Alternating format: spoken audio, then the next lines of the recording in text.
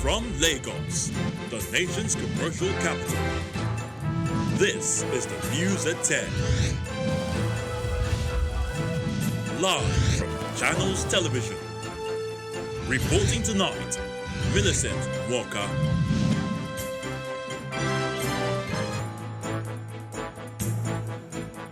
Hello and welcome.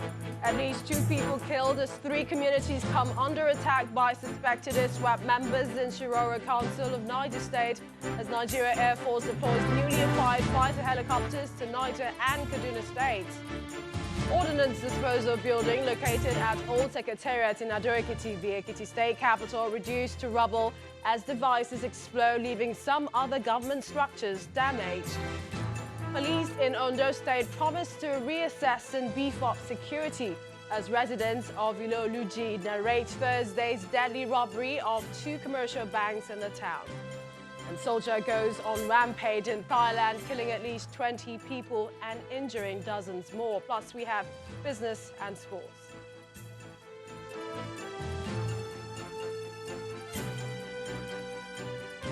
On business news tonight, Central Bank of Nigeria invites recycling companies to put in application to recycle paper banknote waste into usable products. And on sports news tonight, despite losing to Serbia in their second group game at the Olympic qualifying tournament, Nigeria's D-Tigress qualify for the women's basketball event at Tokyo 2020.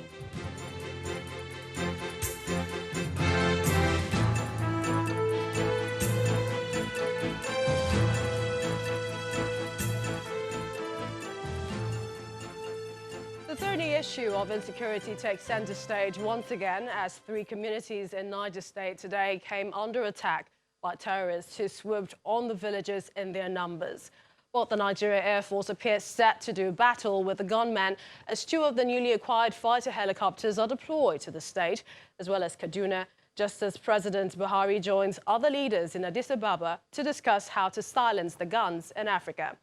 But we begin with the attacks in Niger State, where armed men suspected to be members of the Islamic State in West Africa province ISWAP invaded Gumana, Old Gumana and Asharika communities at about 10 a.m. today. They were said to have killed 2 people, injuring 4 persons in Gumana before moving to Old Gumana, where they allegedly rustled more than 200 cattle. A member of one of the adjoining communities told Channels Television that the armed men, numbering over 100, attacked the area on bikes and some others on foot, shooting sporadically. The senator representing Niger East, Senator Sani Musa, also confirmed the attack, saying he received information that the armed men were dressed in black clothes as their faces were covered. Meanwhile, it was gathered that the army have deployed troops to the area with the assistance of the Nigerian Air Force. But the Nigerian Air Force appears not to be resting on its oars in its efforts to curb the security challenge in the northern region, as it has deployed some of its newly acquired fighter aircraft to Niger and Kaduna states to smoke out bandits and other criminal elements terrorizing the areas. The Chief of Air Staff, Air Marshal Sadiq Abubakar, says the fighter aircraft are expected to complement ongoing efforts to combat the rising cases of banditry, kidnapping and other related crimes in the affected states. The helicopters inducted have already been deployed. You know, one is already here in Kaduna at the flight line. They are working very closely with the other air assets in Mina to make sure that we support the efforts in Kaduna, Birnin-Gwari, and then Mina and all the other areas within Niger State.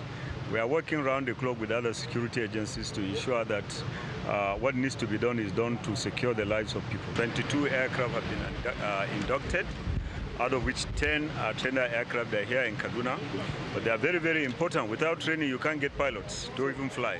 So they are very, very crucial that we have this trainer aircraft, and they are doing very well. There are 32 student pilots that are training right now here. And so, in a nutshell, the message is that certainly what we have acquired will add value to what we are doing. And we are also doing the welfare aspect of it, which is why we are here. The water treatment plant and the storage facility has now been enhanced in Kaduna. Kaduna, as you know, is a training base, one of the main training bases that we have. So there are so many personnel and their family members here. Meanwhile, outside Nigeria, the president today joined other leaders for the African Union AU Peace and Security Council meeting in Addis Ababa, Ethiopia. The meeting is part of the 33rd ordinary session of heads of state and government of the AU, focused on discussing how to silence the guns and create conducive conditions for Africa's development. President Muhammadu Buhari is also expected to take part in the 29th Forum of Heads of State and Governments of Participating States of the African Peer Review Mechanism, the 27th session of New Partnership for Africa's Development and Heads of State and Government Orientation Committee.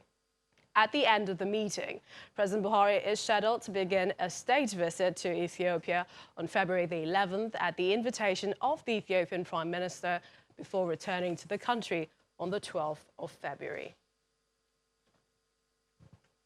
Well, back in Nigeria, an explosion at the old Secretariat of Ekiti State Government House in Ondo, Ekiti. Now, it's reduced the explosive ordnance disposal building situated there to rubble, leaving some others nearby, other nearby structures damaged. The deafening noise in the early hours of today left residents living close to the structure in confusion. Meanwhile, the state's police commissioner, that is the Commissioner of Police in the state, Mr. Suko Amba, he explained that the explosion was caused by counter-terrorism accessories kept in the EOD units situated within the old Secretariat. There are no reports of casualties. Just like any other person, I heard a bang from my residence. I was still there, and my first fear was that let my men check around the banks and see what is happening, only to be called by the officer in charge of the anti-bomb unit that the bank emanated from his office, or where they keep, like their stockhouse, where they keep, at least they use, where they keep detonating accessories, demolition accessories. These demolition accessories are accessories that in case of a bomb blast and they want to rescue the bomb out of that place, they might have need to reblast it. So it is an accessory that was kept in their stockhouse, and it must have exploded from there. Well, like you have seen, we've gone down of the area. We've invited the men of the anti-bomb unit and even from the surrounding states, and they are assisting us to get to the root of the matter, as you have seen. Meanwhile, in Ondo State, residents of Ile Oluji are still in shock over the gruesome killing of 4 people following Thursday's robbery of 2 commercial banks there. They say they cannot explain why the robbers were able to execute such a brazen attack with little opposition from security operatives. But the Assistant Inspector General of Police in charge of Zone 11, Mr. Bashir Makama, has visited the scene and promised a reassessment and beefing up of security in the area. Thursday, February the 6th, is a day residents of Ile Oluji in Okegbo local government area of Ondo State will never forget in a hurry, as 2 commercial banks in the area were raided by persons suspected to be armed robbers. According to some residents of the town who spoke to Channels Television, the armed robbers went about their operation with brazen assurance, destroying some parts of the bank to gain access, killing 2 police officers as well as 2 civilians in the process. As they came, they started shooting. As they started shooting, people were running about. So the security men that they met one, the first soldier, the first mopole that they killed, he came to collect his phone. He plugged his phone in a phone booth. He came to collect it immediately. They chased people that are there, but the mopole was like, he was their target because he was like a threat to them. They now shot him in his head. A day after the attacks, the Assistant Inspector General of Police in charge of Zone 11, Oshobo, Bashir Makama, leads officers to the scene of the robbery.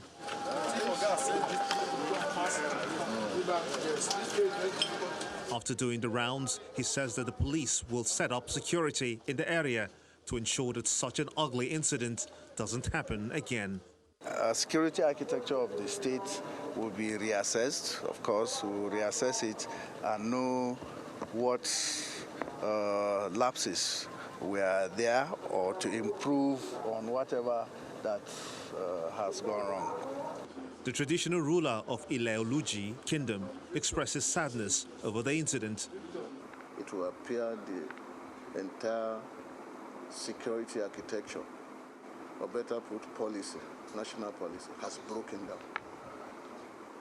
So everybody cannot find himself in the hands of God.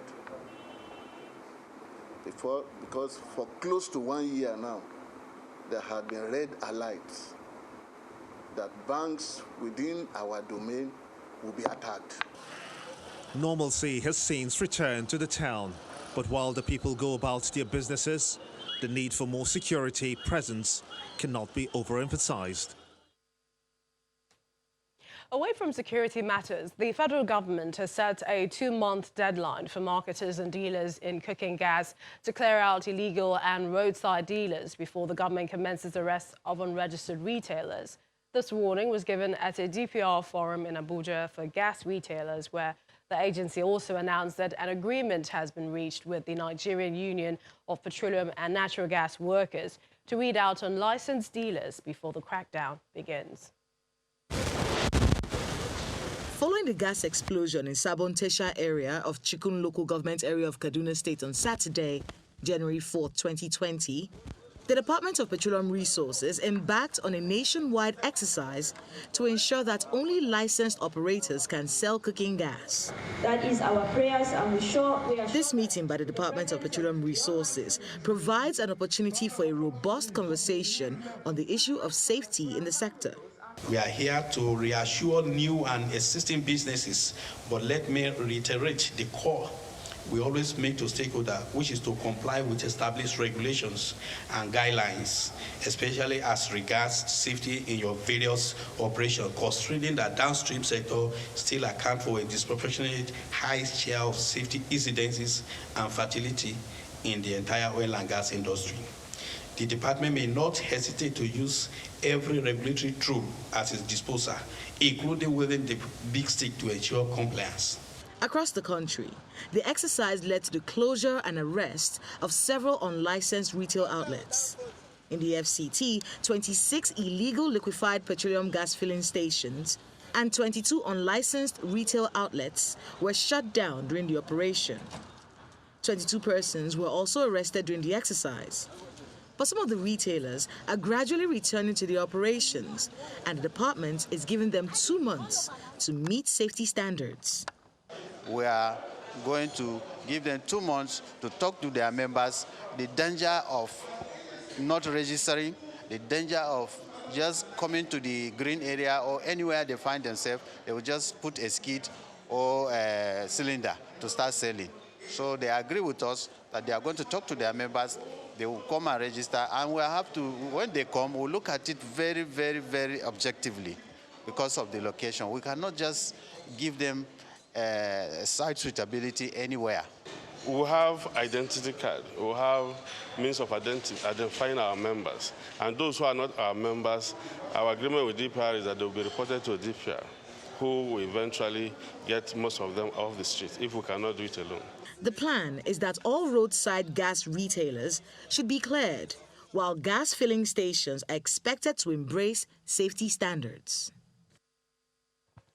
Back in Lagos, the dust raised by the restriction of motorcycle and tricycle operators is yet to settle. A group under the aegis of Occupy Nigeria movement embarked on a protest to the Eko Atlantic City, coinciding with the culmination of the Lagos City Marathon. The protesters took advantage of the international event to draw attention to the effect of the decision on commercial tricycles and motorcycle operators. Although the protest was peaceful, officers of the Lagos State Police Command, led by the Commissioner, Hakeem Odumosu, were deployed to avoid disruption of the marathon. In part 2, after the break, we have more on the ban of motorcycles and auto rickshaws. Plus, we revisit the ongoing agitation for local government autonomy in the country and latest efforts towards resolving the debate. Please join us again.